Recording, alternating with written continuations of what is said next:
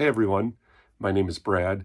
I'm a big fan, collector of the Berenstain Bears, and today we're going to do a read-along of one of my favorite Berenstain Bears books, The Berenstain Bears and the Neighborly Skunk.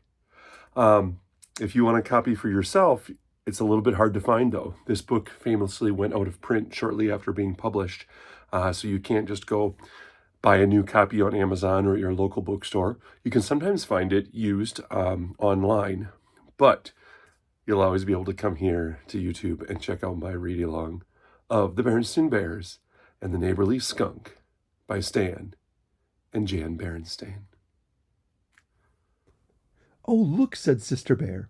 "Our neighbors, the woodchucks, are moving out of their burrow." It was true. The woodchuck family, who had been good, quiet neighbors for years, was moving out.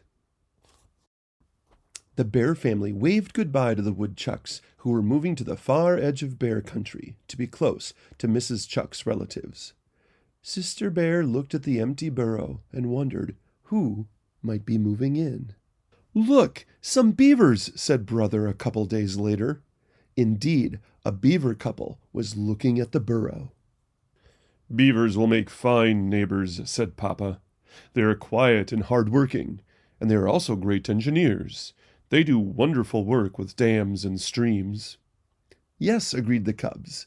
"Beavers will make very interesting neighbors."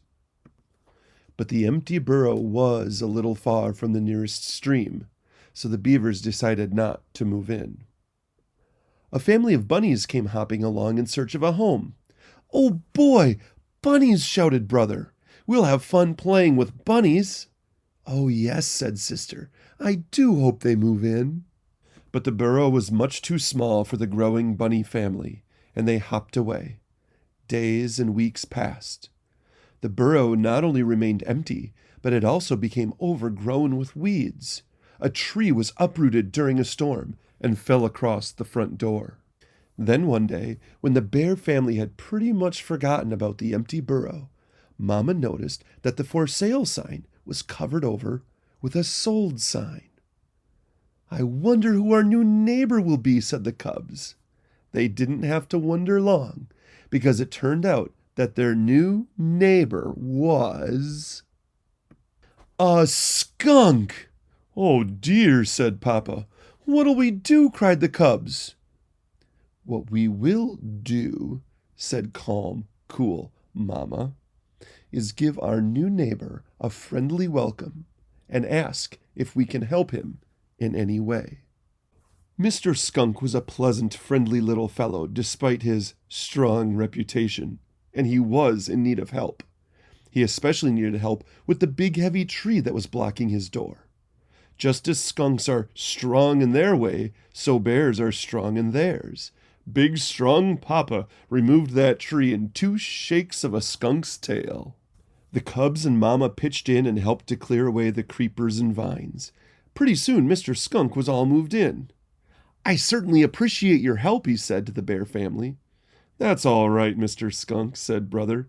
"Yes," added Sister. "Helping out is what good neighbors are for." But not all neighbors are good, not even in bear country. Too Tall Grizzly, who lived down the road, was a not-so-good neighbor. Sometimes, on the way to school, he and his gang teased Brother and Sister Bear. Too Tall wasn't really a bad fellow, but he liked to show off for his gang, and that sometimes got him into trouble. "You give Sister Bear back her books," shouted Brother angrily. Too Tall had snatched Sister's books and was twirling them around his head. "Give those books back," shouted Brother again. "Who's gonna make me?" said Too Tall in a mean voice.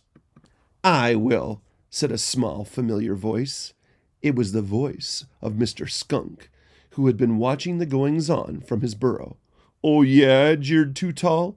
"What can you do, you little—" But before Too Tall could finish his smart talk, Mr. Skunk had assumed the firing position and let Too Tall Grizzly have a short burst of his strength right between the nostrils. Too Tall dropped Sister's books, and he and his gang skedaddled as fast as they could. "We certainly appreciate your help, Mr. Skunk," said Sister Bear. "Think nothing of it," said Mr. Skunk, After all, helping out is what good neighbors are for. And that is the story of the Berenstain Bears and the neighborly skunk.